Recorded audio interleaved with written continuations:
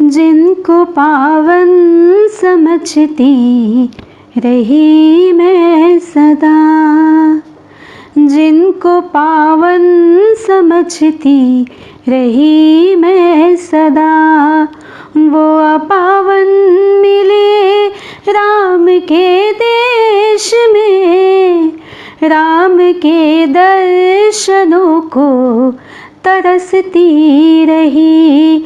सिर्फ रावण मिले राम के देश में, जिनको पावन समझती रही मैं सदा।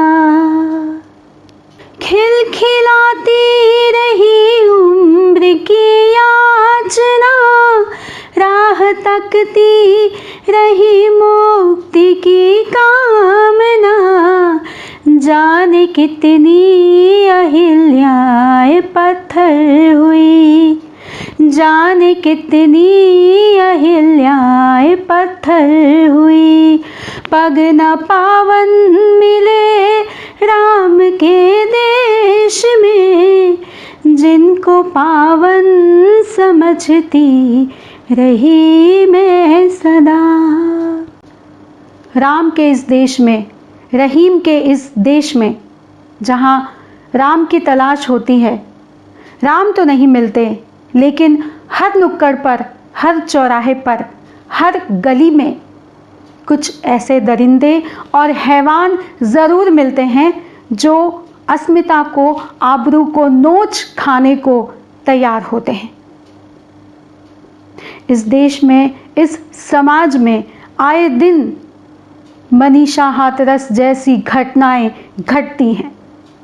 इस देश में लगभग हर दिन 80 से 85 बलात्कार की घटनाएं घटती हैं।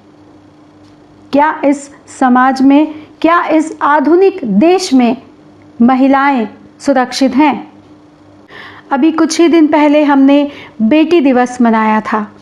हम महिला दिवस मनाते हैं, महिलाओं के समान अधिकार की बात करते हैं, हम आधुनिक भारत की बात करते हैं, हम 21वीं सदी की बात करते हैं। हम कहते हैं कि महिलाएं आधुनिक हो गई हैं, पुरुषों के साथ कंधे से कंधा मिलाकर चल रही हैं।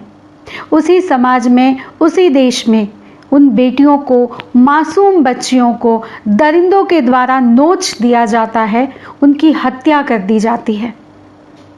और निर्भया जैसे मामले में 8 साल लगते हैं उसे न्याय दिलाने में।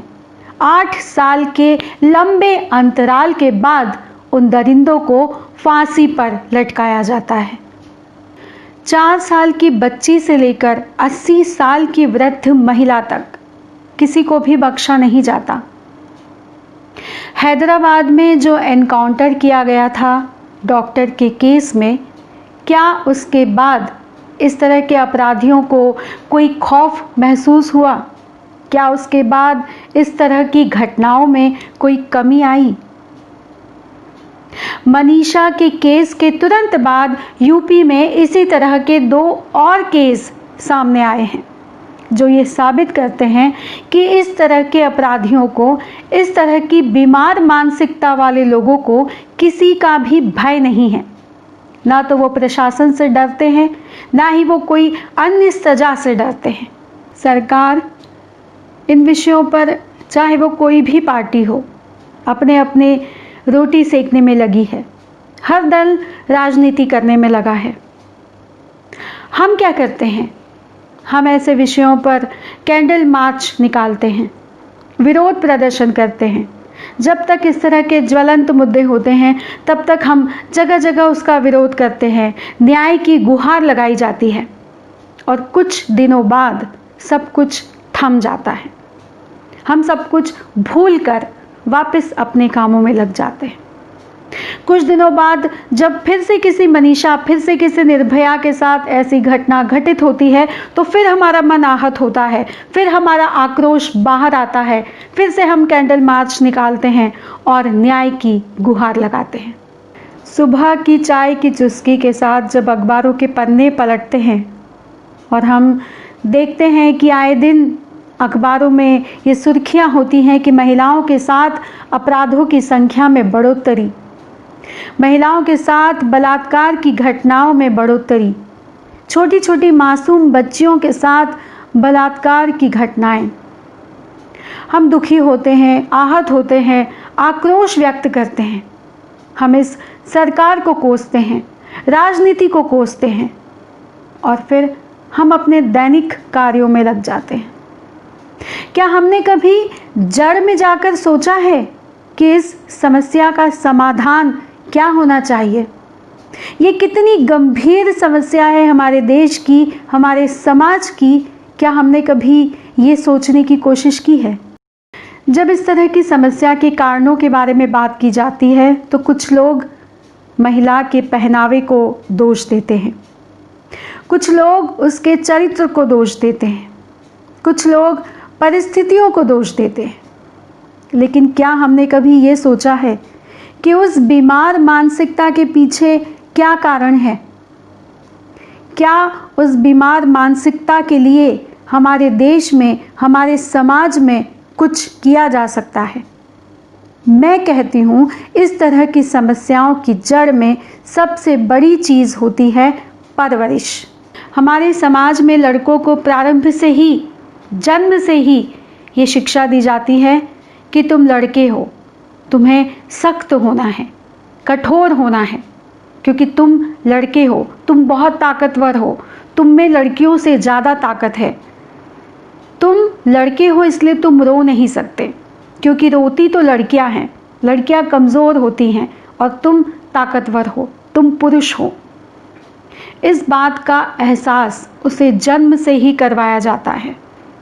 जिस दिन इस देश में हर बेटे की माँ अपने बेटे की परवरिश इस तरीके से करना शुरू कर देगी कि तुम्हें हर महिला का, हर लड़की का सम्मान करना है, उस दिन इस देश से इस तरह की समस्याएं जड़ से खत्म हो जाएंगी। जिस दिन इस समाज में माँ अपने बेटे को इतना संवेदनशील बनाएगी कि उसे ये सिखाएगी कि इस समाज में हर महिला, हर नारी को, हर लड़की को तुम्हें सम्मान देना है। अगर कोई लड़की तुम्हें ना कहती है तो तुम्हें उसके चेहरे पर एसिड अटैक नहीं करना है, बल्कि तुम्हें उसकी ना को स्वीकार करना है, तुम्हें उसकी ना का आदर करना है। यदि तुम अपनी पत्नी का सम्मान करते हो तो तुम्हें उस पर हाथ नहीं उठाना है, हाथ उठाकर अपनी मर्दानगी को साबित नहीं करना है, बल्कि तुम्हें आदर देना है, सम्मान देना है। जिस दिन ये बीज माँ अपने बेटों में बोएगी, उस दिन इस देश से, इस समाज से इस तरह की दरिंदगी, इस तरह की हैवानियत पूरी तरह से खत्म हो जाएगी। माँ को चाहिए कि वो अपने बेटों को संवेदनशील बनाएं, उन्हें बचपन से ही यह सिखाएं कि तुम भी संवेदनशील हो, तुम्हारे अंदर भी भावनाएं हैं, तुम भी रो सकते हो। रोना लड़कियों की निशानी नहीं है, लड़के भी रो सकते हैं, लड़के भी खुलकर अपनी भावनाओं को व्यक्त कर सकते हैं। लड़के अपनी ताकत का परिचय अपने आदर के साथ, अपने व्यवहार के साथ प्रकट करते हैं। ज़रूरी नहीं है कि अगर तुम लड़के हो, अगर तुम पुरुष हो तो तुम्हें कठोर होना है। तुम भी नरम हो सकते हो, तुम भी संवेदनशील हो सकते हो। इसके अलावा एक जो दूसरा बहुत बड़ा कारण है वो है टेक्नोलॉजी। क्योंकि इंटरनेट आजकल बहुत आसानी से उपलब्ध हो गया है, हर किसी की पहुंच में है, जिसकी वजह से जहां हमें फ़ायदे हैं वहीं हमें नुकसान भी है।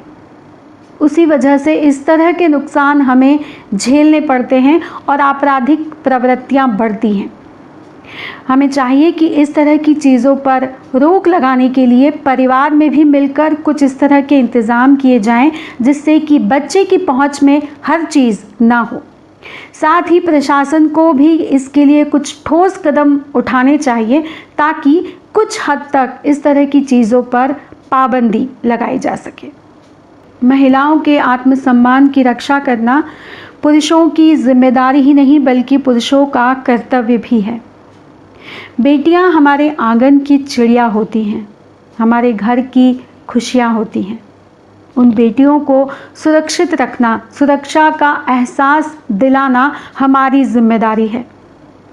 हम इस तरह का माहौल बनाएं ताकि हमारे समाज की बेटियां सुरक्षित रह सकें और उन्मुक्त गगन में सुरक्षा के साथ अपने पंख फैलाकर उड़ सकें। उम्मीद करती हूँ कि मेरा ये वीडियो देखने के बाद आप इस विषय पर ज़रूर सोचेंगे।